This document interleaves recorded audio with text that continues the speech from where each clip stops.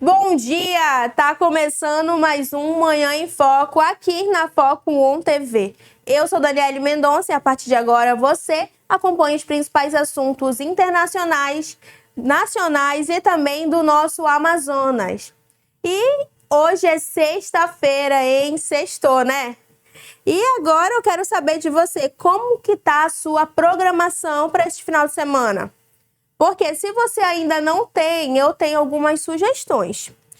Temos sugestões de gastronomia, temos sugestões de cultura, tenho sugestões de música e também de muita tradição, né? Se você quer saber sobre essas sugestões, é só continuar aqui no Manhã em Foco. Agora nós vamos começar o Manhã em Foco com informação. Vamos com informações internacionais? Ataque ao Irã deve se intensificar. O ministro do governo de Israel afirmou que os ataques contra o Irã devem se intensificar e expandir nos próximos dias, sinalizando uma possível ampliação do conflito na região. De acordo com a declaração, a estratégia militar busca neutralizar ameaças consideradas iminentes e enfraquecer a capacidade de reação do Irã diante das ofensivas israelenses.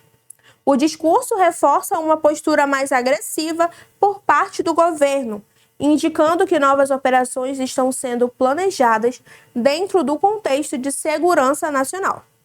A FAO também levanta preocupações entre analistas internacionais, que veem risco de envolvimento de outros países aliados, ampliando o conflito para uma escala maior. Diante desse cenário, cresce o alerta global para possíveis impactos econômicos e políticos, incluindo oscilações no mercado internacional e aumento das tensões diplomáticas. E agora, saindo um pouquinho desse assunto sobre guerra, vamos falar de uma baleia jubarte, que ela foi resgatada na Alemanha. Essa baleia jubarte, que estava encalhada na costa da Alemanha, conseguiu retornar ao mar após vários dias de tentativas intensivas de resgate. O animal havia sido avistado em situação crítica, mobilizando equipes especializadas, autoridades ambientais e voluntários que acompanharam o caso de perto. Durante os dias de operação, foram utilizadas técnicas específicas para orientar a baleia de volta ao oceano, evitando danos maiores à saúde do animal. O encalhe prolongado ele poderia causar complicações graves, como desidratação e lesão, o que aumentou ainda a urgência das ações de resgate. O desfecho positivo foi comemorado por ambientalistas, destacando a importância da atuação rápida e a coordenada na preservação da vida marinha, né? É muito bom, né? É uma felicidade, né? A vida marinha, ela é muito importante e eu particularmente amo baleia, eu acho elas lindas e encantadoras. Mas agora vamos falar aqui do Brasil, né? Vindo aqui para o nosso país, o Bolsonaro ele recebe alta e irá para a prisão domiciliar com tornozeleira eletrônica. O ex-presidente Jair Bolsonaro recebeu alta hospitalar após tratamento de broncopneumonia e deverá cumprir prisão domiciliar por determinação do Supremo Tribunal Federal. A decisão judicial estabelece que Bolsonaro será monitorado por meio de tornozeleira eletrônica, permitindo o acompanhamento em tempo real de sua localização e garantindo o cumprimento das restrições impostas. Entre as medidas estão a permanência obrigatória em residência, restrição de deslocamento e limitação de visitas apenas a pessoas autorizadas como familiares e advogados. Além disso, o ex-presidente poderá ser submetido a fiscalizações periódicas, incluindo visitas de agentes e envio de relatórios à Justiça para comprovar o cumprimento das determinações. A prisão domiciliar ela foi concedida por razões de saúde e deverá ser reavaliada após um período determinado, podendo ser alterada conforme a evolução do quadro clínico e o comportamento do investigado ou também mantida. Agora vamos falar sobre o STF, que encerrou a CPMI do INSS. E esse caso gerou repercussão. O Supremo Tribunal Federal decidiu encerrar a CPMI do INSS ao derrubar a prorrogação que havia sido autorizada anteriormente pelo ministro André Mendonça. Com isso, os trabalhos da Comissão Parlamentar de Investigação foram oficialmente finalizados. A CPMI tinha como objetivo apurar possíveis fraudes e irregularidades no Instituto Nacional do Seguro Social, incluindo denúncias envolvendo descontos indevidos em benefícios de aposentados e pensionistas. A decisão gerou forte reação entre os parlamentares, especialmente da oposição, que defendiam a continuidade das investigações para aprofundar as apurações e identificar possíveis responsáveis pelo prejuízo. O deputado federal Nicolas Ferreira foi um dos que mais criticaram a decisão. Em suas redes sociais, ele classificou o encerramento como vergonhoso e afirmou que o STF estaria impedindo que a verdade viesse à tona, criticando diretamente a interferência da Corte em um processo que, segundo ele, deveria seguir no Congresso.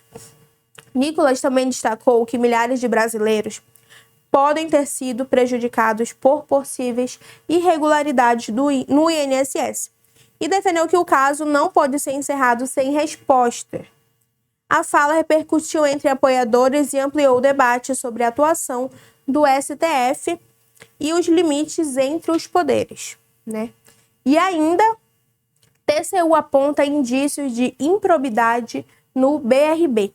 O Tribunal de Contas da União identificou indícios de improbidade administrativa na atuação do Banco de Brasília na compra do Banco Master.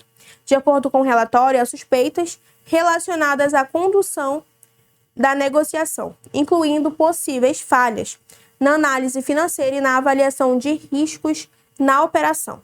Os técnicos do TCU apontam que o processo pode não ter seguido critérios adequados de governança, levantando dúvidas sobre o uso de recursos públicos. A investigação também destaca a necessidade de maior transparência nas decisões envolvendo instituições financeiras públicas. O caso deve avançar para novas etapas de apuração e pode resultar em responsabilização dos envolvidos, dependendo das conclusões finais, né? E agora, saindo agora do nosso nacional, vamos focar no nosso Amazonas, né? E principalmente na política no Amazonas. Amon Mandel muda de partido e se alinha politicamente. O deputado federal Amon Mandel anunciou sua filiação ao Partido Republicanos, marcando uma mudança estratégica na sua trajetória política. A decisão também representa um alinhamento com o deputado Silas Câmara, fortalecendo alianças dentro do cenário político estadual. A movimentação ocorre em um momento de reorganização política aqui no Amazonas, com foco nas articulações para futuras eleições. A troca de partido pode ampliar a base de apoio de Amon e fortalecer sua atuação dentro do novo grupo político. O cenário ele deve impactar diretamente as disputas eleitorais no estado, com possíveis mudanças nas alianças estratégicas, né?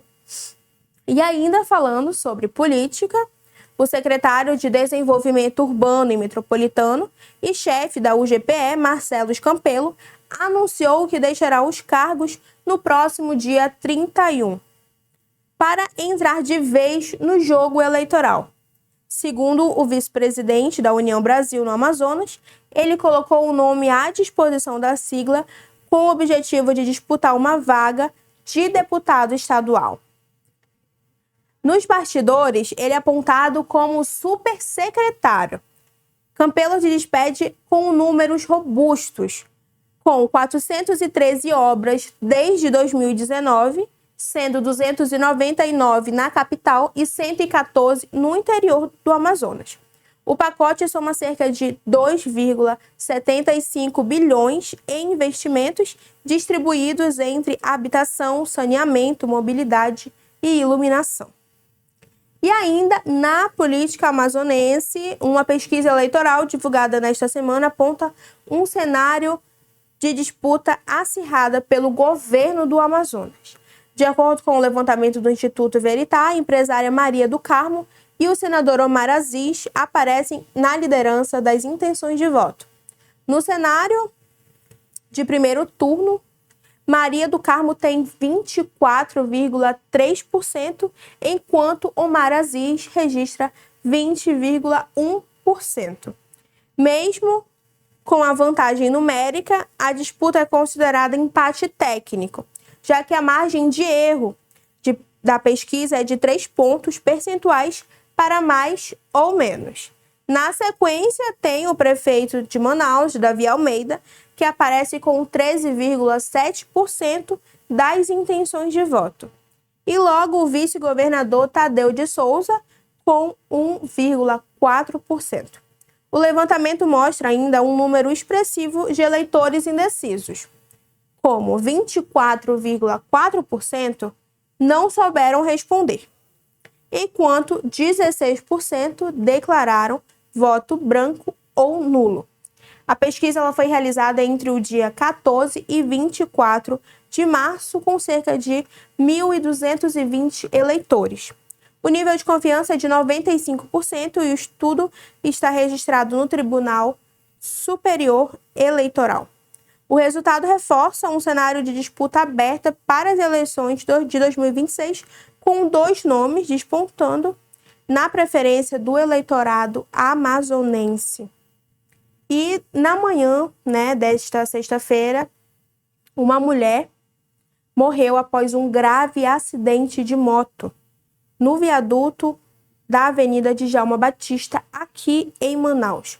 A vítima sofreu ferimentos graves e não resistiu, morrendo ainda no local. Antes da chegada do atendimento médico, o acidente mobilizou equipes de emergência e causou impacto no trânsito da região, que é uma das mais movimentadas da cidade. As circunstâncias do ocorrido ainda estão sendo investigadas pelas autoridades competentes. Esse caso ele reforça o alerta sobre os riscos de trânsito e a importância da prudência nas vias urbanas, principalmente nesse momento de pico, esse alto de pico, 7 horas da manhã, 6 horas da manhã, tanto da manhã quanto da tarde, que é o momento onde tem aula, onde as pessoas estão indo para a escola, estão indo para o trabalho. Então, é sempre muito importante a gente prestar atenção no trânsito, focar diretamente no trânsito. Prestar não só atenção na gente que está dirigindo, mas também no coleguinha que está do lado, do coleguinha que está atrás. Acidente de trânsito está cada vez mais frequente, então é sempre bom a gente sempre ficar direitinho, seguindo as leis de trânsito corretamente, E agora vamos falar sobre programas de bolsa idioma e também de pós-graduação, foi lançado editais do programa Bolsa Idiomas e Bolsa Pós-Graduação, oferecendo ao todo 68 mil vagas. A iniciativa tem como objetivo ampliar o acesso à educação e a qualificação profissional para a população. O programa atende diferentes perfis de estudantes, com oportunidades de curso de idioma e especialização. Os interessados eles devem seguir os critérios específicos e realizar a inscrição dentro do prazo estabelecido. Essa ação ela é considerada uma das maiores iniciativas de incentivo educacional aqui na nossa capital, E agora eu quero falar com você que vai fazer o concurso do IPAAN. Lembrando que já é neste domingo, tá bom? Dia 29, aqui em Manaus, na capital amazonense.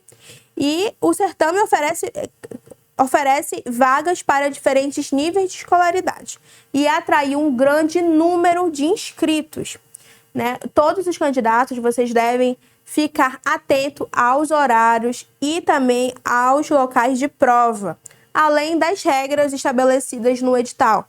Antes de vocês saírem a um conselho particular, tá?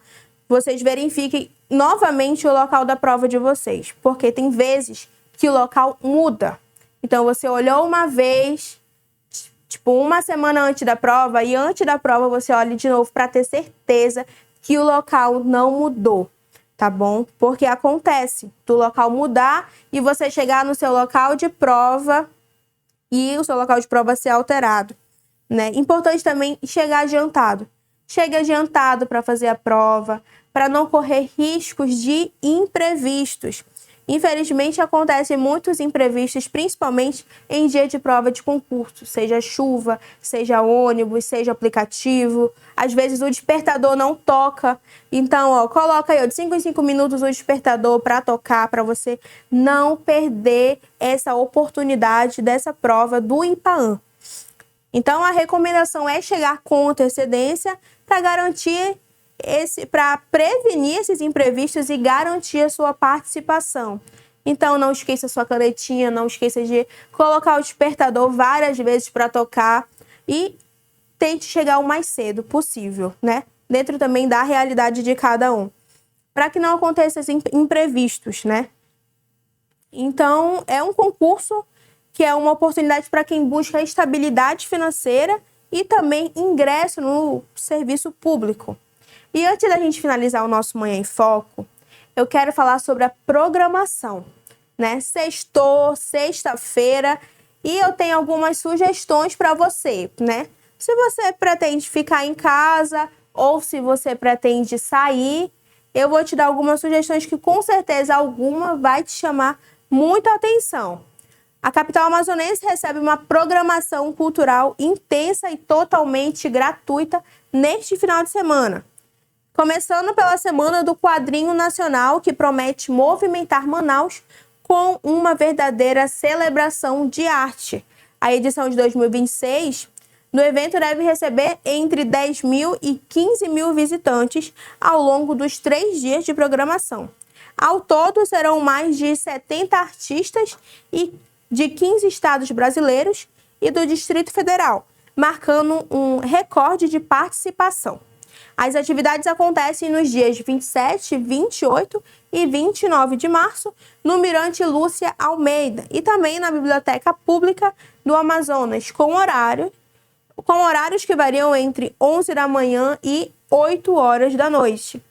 E agora, para quem é apaixonado por gastronomia e cultura internacional, a dica é o Festival Sabores da Ásia. O festival faz parte do circuito Volta ao Mundo, que vai trazer experiências gastronômicas ao longo de todo o ano aqui em Manaus. Nesta primeira edição, o público poderá experimentar pratos típicos de diversos países asiáticos, além de curtir apresentações culturais, performances inspiradas no K-pop e também interagir com cosplay. O festival acontece de 27 a 29 de março, a partir das 5 horas da tarde, no estacionamento externo do Shopping Ponta Negra. E tem mais, olha só. Quem participar poderá garantir um passaporte do festival e acumular carimbos ao longo das edições para trocar por brindes especiais, né? E falando sobre gastronomia, né? Vamos falar agora também para o público cristão. Você que é cristão também tem uma programação especial para você, tá bom? O Gospel Manaus Fest reúne grandes nomes da música gospel em uma noite de fé e louvor. Entre as atrações confirmadas estão Dalisson Fernandes, Felipe Neto, Caio e Malu, além de outros artistas e ministérios. O evento acontece no dia 28 de março, a partir das 5 horas da tarde, no Anfiteatro Jorge Teixeira, com entrada gratuita. E para fechar a nossa programação, os tradicionais ensaios dos bumbais prometem agitar o sambódromo aqui em Manaus. O Boi Garantido sobe no palco a partir das 10h30 da noite com um show especial, trazendo nomes como Davi Assayag, Israel Paulaim e Márcia Siqueira. Já o Boi Caprichoso inicia sua programação mais cedo, a partir das 9 horas da noite, com um show também especial, reunindo artistas como Patrick Araújo e Caetano Medeiros. O evento conta ainda com a participação dos itens oficiais dos bumbais, além das batucadas e marujadas que fazem parte da tradição do Festival de Parintins. Ou seja, opção é o que não falta para quem quer aproveitar o fim de semana aqui em Manaus. Cultura, gastronomia, música e muita tradição, hein? Eu espero que você tenha conseguido anotar e se não tiver conseguido anotar, pode voltar aqui no Manhã em Foco, tá bom? Para rever essas e outras informações. Assim a gente vai deixando o nosso Manhã em Foco e eu te encontro na segunda-feira. Lembrando, encontro marcado de 11h45 às 12h15 aqui na Foco On TV. Eu desejo um ótimo final de semana para você e até segunda.